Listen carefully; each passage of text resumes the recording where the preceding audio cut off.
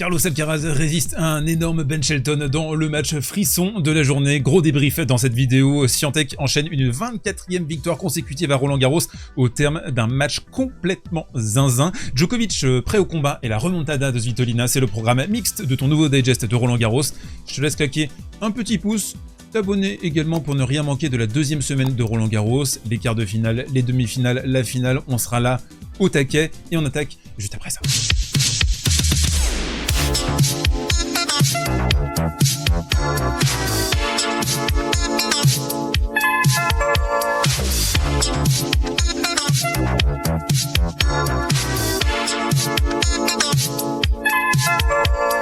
Allez, on attaque tout de suite avec le coin tactique et ce match qui vient de se terminer il y a quelques minutes maintenant entre Carlos Alcaraz et Ben Shelton. Et je vous le dis tout de suite en début d'analyse, je ne m'attendais pas à une performance de ce calibre-là de la part de Ben Shelton, notamment sur terre battue. Il a été exceptionnel, j'ai trouvé, du début à la fin. En fait, il a exigé quasiment le meilleur de Carlos Alcaraz pendant plus de 3 heures, c'est remarquable. On l'a vu évidemment dans ses schémas de lanceur de tronc avec des 1-2 ultra percutants avec son coup droit, mais pas que, hein. On a vu la variété, la technicité qu'il peut avoir ce joueur avec des slices, des montées à contre-temps, des amortis. Je l'ai beaucoup observé Benny sur sa préparation sur terre battue, j'ai regardé tous ses matchs à Munich, je trouvais que les déplacements c'était quand même assez terrifiant.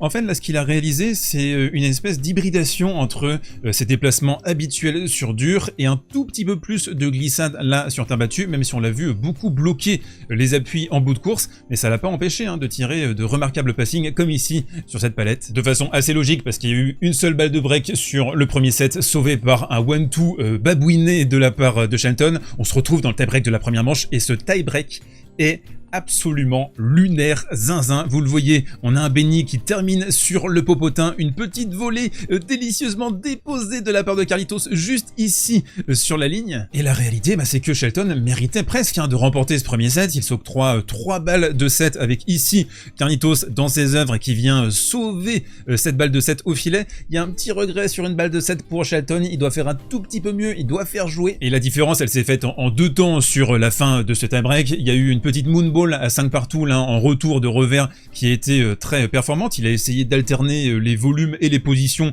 du côté de Carlitos, et ici en fait sur cette transition c'est toujours un peu le fait que Carlos Alcaraz réussisse à te ramener une balle supplémentaire, à remettre du volume sur une transition défensive. Ici vous le voyez, il est à 4 mètres de la ligne de fond, c'est l'un des rares qui est capable de réinjecter du volume sur le revers de Shelton. Un match qui a été disputé dans un esprit de fair play remarquable. Ici par exemple on est au tout début de la deuxième manche, la balle qui va aller de l'autre côté du filet, mais Carlitos qui pointe le fait que il avait lâché la raquette, donc ça ne compte pas. Il est allé voir l'arbitre, Monsieur Absolu, et il lui a dit dans l'absolu je vais rendre ce point à mon adversaire, et ça franchement c'est super fair play.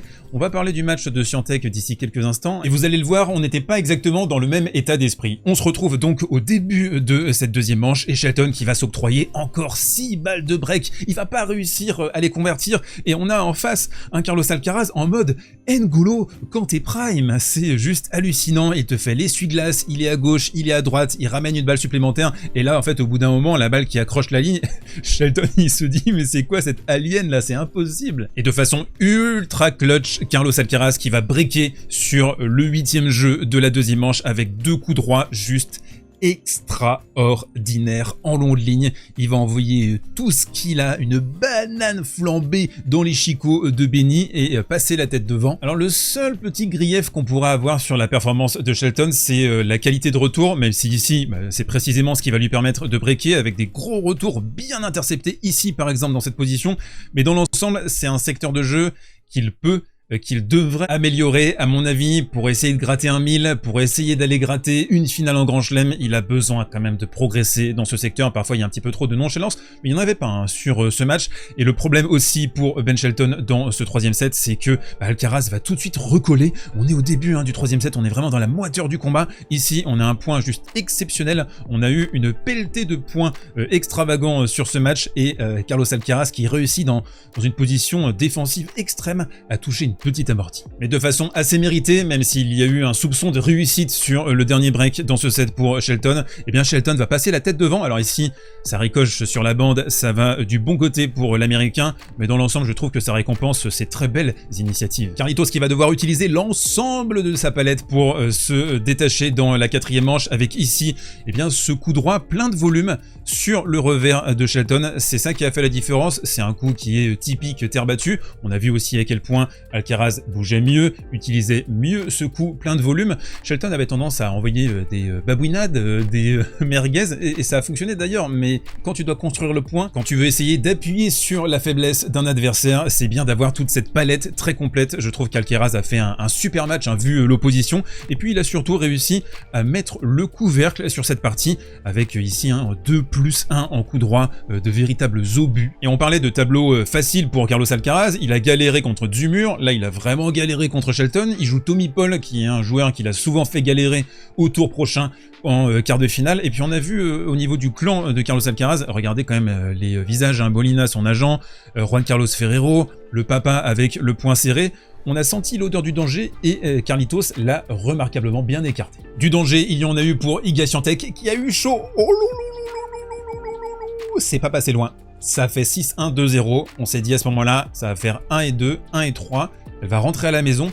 Eh bien pas du tout, ça n'a pas été le scénario, alors que Rybakina a commencé mes pieds au plancher. Elle a dit ensuite, Świątek au micro, elle a dit mais c'était Prime Sinner en face, avec des points expéditifs en 1 ou 2 coups de raquette, et ça on le sait, Świątek elle déteste. On a vu aussi une Rybakina collée à sa ligne pour couper les transitions de Świątek, ici magnifique, un revers long ligne tout en contrôle, et double break même dans la première manche, avec Świątek qui nous fait des deuxièmes balles de poussin asthmatique à 127 km/h, comme ça, et donc bah forcément Rybakina elle rentre dans le court et elle te met une petite praline. Comment le match a tourné? Vous vous posez certainement la question derrière votre écran. La première raison, c'est que Iga a commencé à mouliner au niveau des guibolles. Ici, vous le voyez, elle est hyper en retard, elle patauge au niveau de ses déplacements. On sent qu'elle est ultra tendue, et forcément, quand t'es pas bien positionné sur la balle, bah, tu fais la faute. Ce qu'elle va réussir à faire aussi sur les premières balles de son adversaire, c'est d'accepter enfin de décrocher. Sur le premier set, elle était environ ici. Alors, elle va reculer de, je dirais, 1 mètre, un tout petit mètre, mais ça va lui donner le temps nécessaire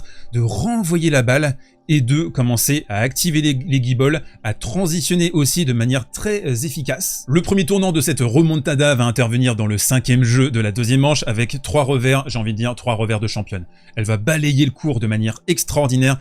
Là, je pense qu'à cet instant, si Rybakina remet la tête devant à 3-2, à mon avis, on est quand même pas loin de la sortie. On avance, on est dans le 3e set, et là on est dans la moiteur du combat. Rybakina qui se procure encore quelques occasions, avec une première balle de Rybakina qui va baisser, qui va fléchir dans la deuxième manche et dans la 3e manche. Ça va aussi être l'une des explications. Et puis surtout, Świątek, vous le voyez, dans sa position traditionnelle quasiment à genoux pour essayer de tanker l'agression de son adversaire. Et finalement, break pour Świątek. On va se retrouver dans un scénario inverse de la première manche, avec la polonaise qui concasse à son tour le 41 ou 42% de première de son adversaire. Mais c'est pas fini les petits loulous, encore un des breaks de Rybakina qui met une pression immense sur le service de Świątek. Ça a vraiment été un combat de poids lourd, avec une double faute ici, la 6e. Alors on est obligé de parler de ce petit moment-là, parce que j'ai pas trouvé le comportement de Świątek particulièrement irréprochable ici, avec Kader Nouni qui va descendre sur un service jugé faute initialement, mais qui en fait a